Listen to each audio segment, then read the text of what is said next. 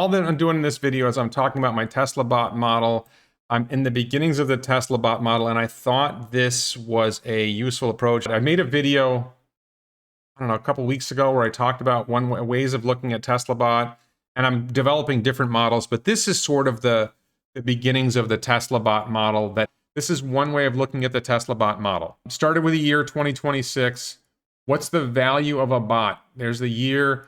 Hourly wage, $10 an hour. What do I mean by $10 an hour? What I mean is that the bot is initially going to replace in some way a worker doing a certain level of job. So if the bots are currently doing work, if you, let's say it's a Burger King. I worked at Burger King when I was a kid. I worked at Dairy Queen when I was a kid. So I'm going to use Burger King as my example because I like Burger King better than Dairy Queen. And the tip, when I was working at Burger King, it was like $3.35 an hour, something like that. But I think the typical fast food joint now pays around $10 an hour for the work. Most low-wage jobs are in the ballpark of $10 an hour. So let's say you're running a Burger King. You're the owner of a Burger King, and you got 10 people on staff. 10 people are working in this Burger King. I'm making up the number. Maybe they only have 5 people working there, but let's say you have 10 people working. If the bot can replace, or let's say it's 5 people working. I think they downsize the number of employees and all this stuff. If the bot replaces one of those workers, so instead of having 5 workers making $10 an hour, you now only have to pay 4 of them. You've just saved $10 an hour.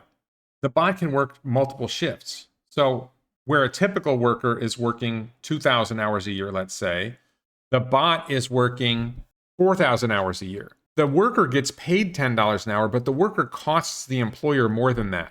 Money you have to pay for workers' comp insurance. You have to pay FICA tax. That people don't know. A lot of people don't realize this, that the employer pays taxes on the employee. Like you pay like, I don't know, like 13% or something like that of their wages they're taxed like 13% on the wages they're paying the employee. $10 an hour is an easy number to work with for starters. So $10 an hour is just like a simple number. You know, you can see in the chart, we're going to get down to higher numbers, and you can do the math on the higher numbers later. If you're talking about $10 an hour and the bot is able to replace 2 workers, basically, right? Because you had, you know, a bunch of workers working a bunch of shifts. If you're able to replace 1 worker on each shift on 2 shifts, then you're getting 4,000 hours of work from that worker at $10 an hour. You're getting $40,000 a year in value from that bot. So that's where you start. And so the way I started in this sheet was, suppose the bot only works 2,000 hours a year. So the bot's annual work value is $20,000. If the bot has a useful work life of 10 years, the value of the bot is $200,000. Okay, that's a really, really simple model. Suppose a bot does $10 an hour quality work. And it doesn't mean that the bot does everything that a $10 an hour worker does. It's that there are tasks that $10 an hour workers do. The bot can do some of them, and it can do enough of them that you only need 4 other workers instead of 5, right? And that saves the employer that cost. So at the simple level, at the ultra simplest level, the bot does 2,000 hours of work a year, which I think is absurdly low. It saves the employer $10 an hour, which is probably low. And so its annual work value is $20,000, a life of 10 years. The bot's value is $200,000 in total value. And then the other side of this that I don't have a graphic for is, what is it going to cost Tesla to make a bot? The bot is going to be much less expensive to build than a Model 3, right? It weighs 125 pounds instead of 3,500 pounds, right? So much less material going into it. It's going to have fewer moving parts. It's going to have a much smaller battery pack. It's going to have the same computer. So in a lot of ways, the bot should cost a lot less to build. So if it probably costs Tesla, let's say, $25,000 to build a Model 3. So it's probably, when they scale production of Tesla bot, it's probably going to cost them $5,000 a bot to build them. That's a good ballpark guess. I think it might even be less than that, but let's call it $5,000 a bot to build it. It's worth $200,000 at the very beginning. And then you can follow my math here and you say, okay, what about when it's able to do higher value labor? Because over time, the bot learns. You're able to train the bots to do more and more tasks. And what about when it gets to being able to do roofing? And let's say roofers get paid $25 an hour. And what if it's able to do, because I started with 2,000 hours of work a year, what if it's able to do $25 an hour work? I don't have it on the chart here. $25 an hour work at 4,000 hours, which is roughly these numbers, and it lasts 20 years. Its annual work value is $90,000 a year, and its total value is $1.7 million. And it's over time, it's going to cost them less to make the bots. As they scale production, the cost of making the bots is going to be less. If you were Burger King, you would easily pay $100,000 for this $200,000 for this bot that's going to give you $200,000 worth of work over 10 years. And you know it's going to improve over time, right? You know it's going to learn, it's going to improve over time. The other side of this equation is right now you've got this idea that the bots are worth, the lifetime value of a bot in 2035 might be $2 million, right? If it's doing $25 an hour work for 4,000 hours and it lasts for 20 years, you're probably going to get $2 million worth of work out of a $5,000 bot. Like the value is off the charts crazy what each bot is going to be worth. And so then you have this question of, well, okay, how do you get from the value of the bot in terms of the work that it does to the value of what someone is willing to pay to have this bot doing work for them?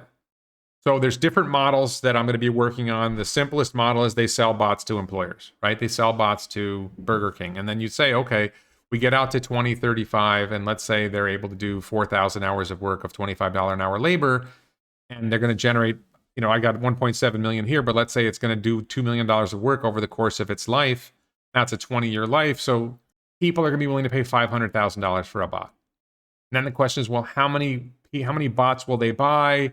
That's going to be a question I haven't really worked out the answer to yet, but I can pretty well envision that if Tesla can make 20 million cars a year by 2030, then they'll be making 100 million bots a year by 2035. Going to use less batteries. It's going to use less material. The potential for a bot to do incredibly valuable work, or the volume of work that they'll be able to do is fantastic. So you could easily see them making 100 million bots a year.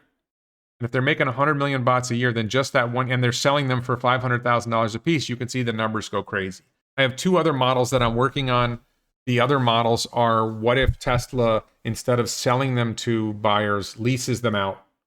So you lease them for a year. What does the leasing model look like? And the third model is like the robotaxi model. What if Tesla holds the bot and lets them out on an hourly rate? You pay $25 an hour for a bot to come do work for you. How big is that market? And then I haven't figured out how to model this yet. I kind of have good ideas of how to model all these, and I have spreadsheets that cover this. But then you have this other question of, all right, so what about the Mars mission? What about the moon mission? The value of the bots on missions to the moon and Mars, which is very, very high value work, right? Because if you can save humans, they don't need to breathe, right? You don't have to worry about a bot dying on the surface of the moon or Mars, because if it dies, it was a $5,000 to build bot. So I could easily see Tesla selling bots to SpaceX, Tesla selling bots to NASA, Tesla selling bots to whoever for whatever missions, and you can see bots doing work in space. And I haven't figured out how to model that one yet. So what I'm expecting is I'm going to use this sheet in a video coming soon to just talk about the basics of how we start thinking about how to model bots' value. And then I'm going to do another video where I talk about the sales model. Okay, now that we know how much it costs to build the bot and how much an employer would pay for the bot. And I think you end up with this, one of the things that's going to be a challenge is, a lot of people think, okay, the bot replaces a human worker, so you only need so many, once you replaced all the human workers, there's only so many bots that you need. But I think it's misleading. The bot lowers the cost of production. By lowering the cost of producing goods and services, the cost of goods and services go down.